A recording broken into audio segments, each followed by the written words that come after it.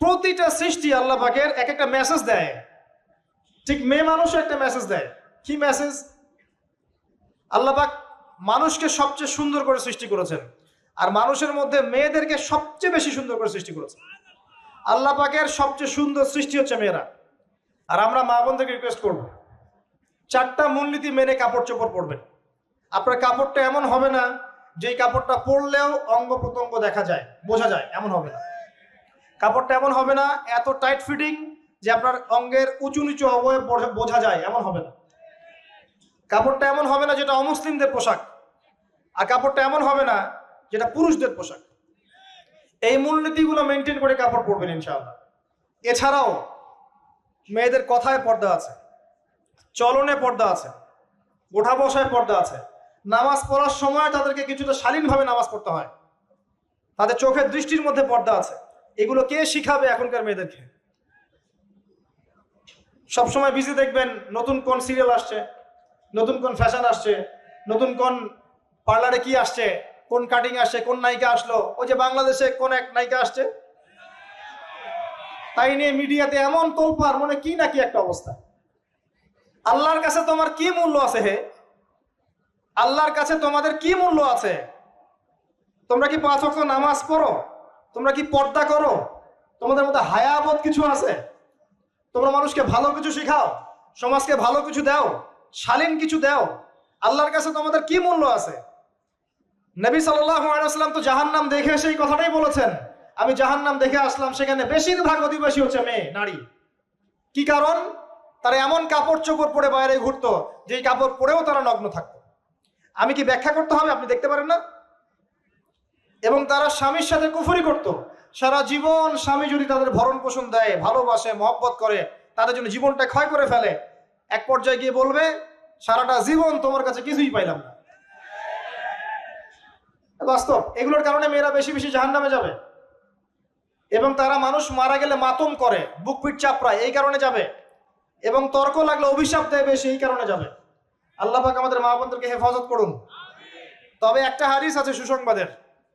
নবী সাল্লাল্লাহু আলাইহি ওয়াসাল্লাম বলেছেন, একজন নারী যদি 4টা কাজ করতে পারেন, জান্নাতের যে কোনো দরজা দিয়ে ইচ্ছা প্রবেশ করতে পারবেন। 1 নাম্বার 5 ওয়াক্ত নামাজ, 2 নাম্বার রমজান মাসে সওম, 3 নাম্বার আপনার লজ্জাস্থানের হেফাজত অর্থাৎ খাস পর্দা, এবং 4 নাম্বার আপনার স্বামীর আনুগত্য। ফ্যামিনিস্ট আকীদার মেয়ে হলে আনুগত্যকে দাসত্ব মনে করে, স্বামীর আনুগত্যকে তারা দাসত্ব মনে করে। স্বামী কে? স্বামীর সম্মান বোঝেন আপনি? স্বামী কে? যার ব্যাপারে নবী সাল্লাল্লাহু আলাইহি ওয়াসাল্লাম বলেছেন, আমি যদি আল্লাহ ছাড়া অন্য কাউকে সেজদা করতে বলতাম, তাহলে মেয়েদেরকে বলতাম তারা যেন স্বামীদেরকে সেজদা করে। আপনাকে আমি কিভাবে বুঝাবো স্বামী কে, স্বামীর মর্যাদা কোথায়? এগুলো কি ইসলাম মেয়েদেরকে ডমিনেট করছে এগুলো দিয়ে? কেন? এই স্বামী আপনার জন্য সারাটা জীবন ক্ষয় করে ফেলে। একটা চোর পর্যন্ত, একটা চোর, একটা করাপ্টেড মানুষ, দুর্নীতিগ্রস্ত মানুষ, সে চুরি করে, দুর্নীতি করে এনে বাচ্চাকে খাওয়ায়। একটা ধর্ষক পর্যন্ত ওর মেয়েকে আদর করে। পুরুষ মানুষ কি জিনিস কেমন করে বুঝবেন? সারাটা জীবন ক্ষয় করে ফেলায়। যদি আপনি তার আনুগত্য করেন, তার সামনে সুন্দর মতো থাকেন, তার কথার সাথে তর্ক না করেন, ভালোবাসা দিয়ে থাকেন, আপনার জন্য সে জীবন দিতে প্রস্তুত থাকবে। এরকম পুরুষ মানুষ। আপনাদেরকে কেউ চোখ তুলে তাকালে চোখ তুলে ফেলাবে, এরকম পুরুষ মানুষ। আর এখন তো পরিস্থিতি ডিফারেন্ট। বাসায় পুরুষ বাইরের ছেলের সাথে ফোনে প্রেম হয়ে গেছে, পালায় চলে গেছে, বিয়ে করে ফেলছে। স্বামীর আনুগত্য আপনাকে কিভাবে বুঝাবো? এটা দাসত্ব নয়। নবী সাল্লাল্লাহু আলাইহি ওয়াসাল্লাম বলেছেন, কোনো স্বামী যদি কোনো স্ত্রীকে চায়, তার প্রয়োজনের জন্য চায়, মহব্বতের জন্য, স্ত্রী যদি চুলায় রান্না করতে থাকে, ওই রান্না ফেলে দিয়ে তাকে আসতে হবে। হাদিস। রাতের বেলা স্বামী স্ত্রী শুয়েছে, স্বামীর চাহিদা আছে, স্ত্রীর কোনো সমস্যা নাই, স্ত্রী ফিট, ইচ্ছা করেই অহেতুক স্বামীকে বলল আমি রাজি না, উল্টা পাশে মুখ করে ঘুমিয়ে গেল। আল্লাহর নবী বলছেন সারা রাত আল্লাহর পক্ষ থেকে একজন ফেরেশতা আসবে, এসে এই নারীকে অভিশাপ দিতে থাকবে। এখন এগুলো হাদিস শুনলে বলবে যে ইসলাম তো মেয়েদেরকে ছোট করছে। একজন মেয়ে তার, একজন স্বামীর কথা বলছে, স্বামী তার মেয়ে তার স্ত্রী, তার মা, তার বোন, সবাইকে তার মিরাসের হক দিতে হয়। একজন মেয়ে তার বাবার সম্পত্তি পায়, কোনো কোনো ক্ষেত্রে তার ভাইয়ের সম্পত্তি পায়, তার স্বামীটা তো পাই, তার ছেলেরটাও পায়। নানি হলেও সম্পত্তির হক আছে। একটা মেয়েকে চতুর্দিক থেকে সিকিউর করা হয়েছে ইসলামে।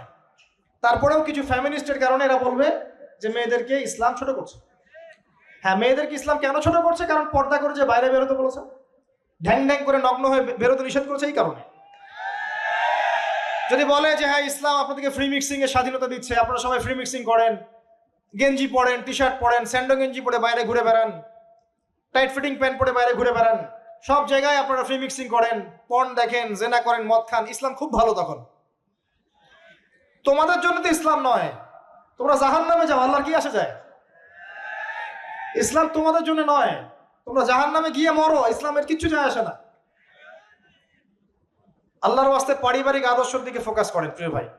নিজে জাহান্নামের আগুন থেকে বাঁচান, পরিবার বর্গকে বাঁচান।